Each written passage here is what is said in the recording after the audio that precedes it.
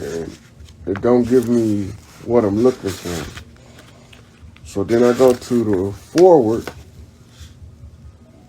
and we see that this is based off of teaching from a Christian perspective, right?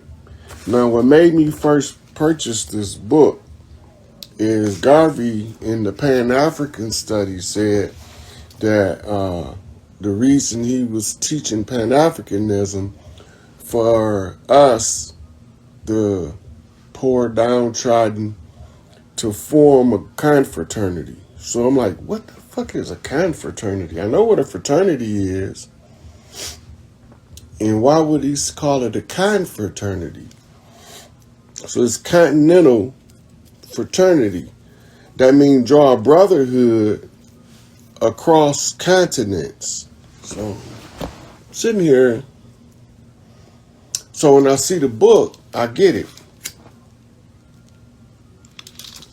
And realize that Garvey exposes what the Christians, missionaries, was doing.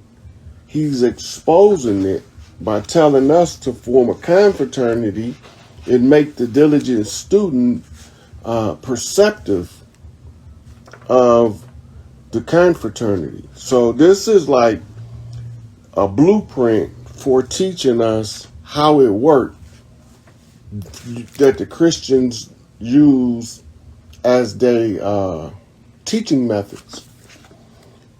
This was written by a nun named Sister M. Rosalia MHSH, right? And it goes back here, and it's a chapter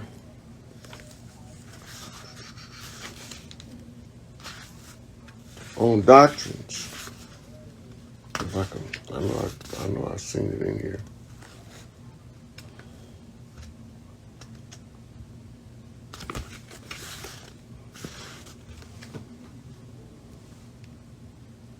Yeah, so as it goes through, it gives you different class modules to teach classes on forming confraternities. So when we know that roughly around 10 a.m. to 11 a.m., church is going to start in most black communities.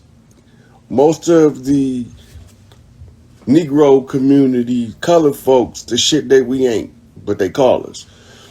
But as long as we practice Negro behavior, which is being a servant to the ones that gave us the dogma, then y'all know what I'm talking about. But in all our communities, church start roughly at the same time. So when women go out of town and visit and they go into church on the Sunday, they always can match that timing for getting prepped, no matter what the conditions is, because they know roughly 10 or 11 o'clock, church gonna open. And we habitually late, so we normally get in there. If it started at 10, we get in between 10:30 and 11. And some services end on time, about 1 o'clock, but most of them, when they start getting the offering plate going around good, they'll have a long, drawn-out service and pass that plate around 4 or 5 times. Don't miss that motherfucking fiat. So that's why I picked this book up, to see how they was using the confraternity. That's the process of creating synchronicities in a program so everybody can have the same indoctrination no matter where the fraternity is or confraternity. Now this book was hard to find, and it's called Sako Ma, and it's a look at the sacred monkey totem, right? And this was shamanistic studies when I ran across this, and the sacred monkey kept popping up, right? And so when the sacred monkey kept popping up, then I That's what made me pay attention to this book, right? So in the martial arts, you got something called the monkey style, right? So, and you go back to the old Assyrians, you see they had a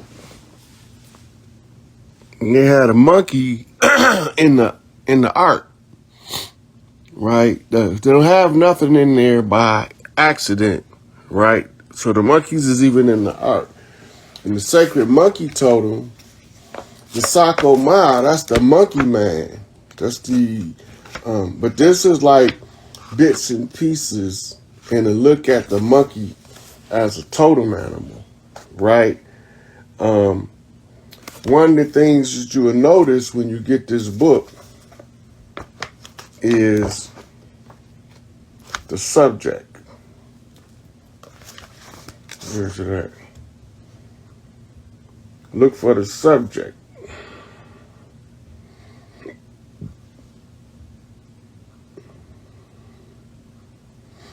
Oh, something else that came up in the right here. You see this word say a Pan-American, right? Now we know about Pan-Africanism, but we don't talk at all about Pan-Americanism or the Pan-American doctrine. The only thing we know that's Pan-American is a Olympics-like sporting called the Pan Am Games, right? But we supposed to be really digging into Pan-Americanism, and I'm going to dig into that to put y'all a presentation together on Pan-American doctrines, which is going to take us to tie together the Cuban Revolution, the Venezuelan Revolution, the Brazilian independence movement.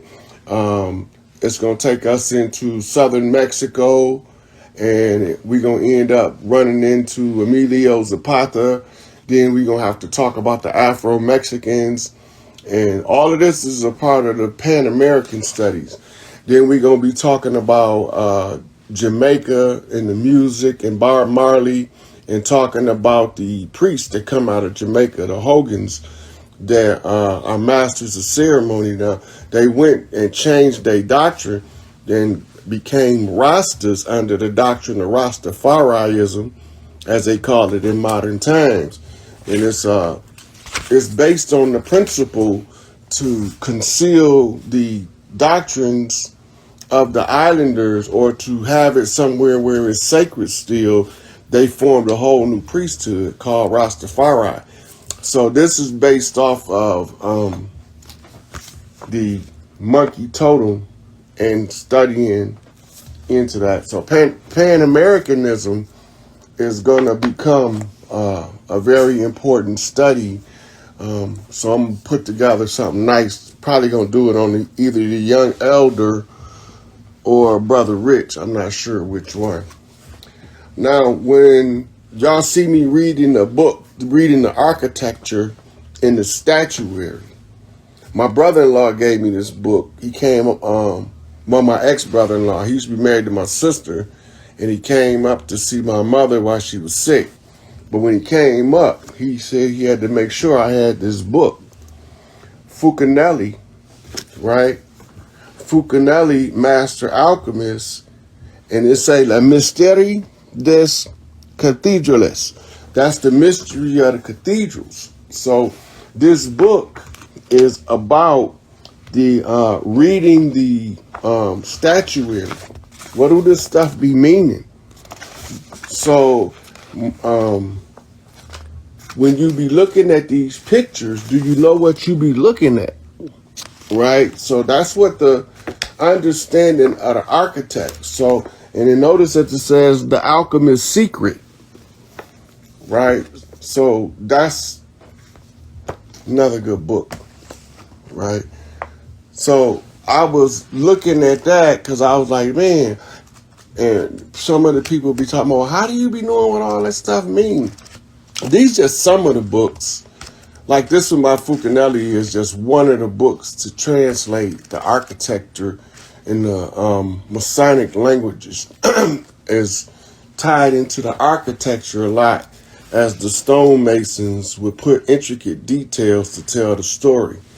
So when you go to Rome, where the philosophy is the greatest love is a man and a boy. That's where you see all of the homosexual statuary in the reverence of the penis.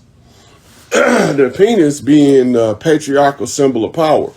So it's the obelisk. The women used to present the obelisk, right? They have an obelisk built when a new potent man or a potent leader rise up, and this obelisk is the symbol of his virility. But if the obelisk is not between Pisces and Vesica Pisces, which makes it look like a yoni, then that particular power is a usurped power. It's a stolen position. And so when you look in places like DC, you'll see a circle around it, but you won't see that overlay that makes that Vesica Pisces vagina at the root of the phallus symbol, which means that the man has he has been given his power by the women, right? So a lot of people be like,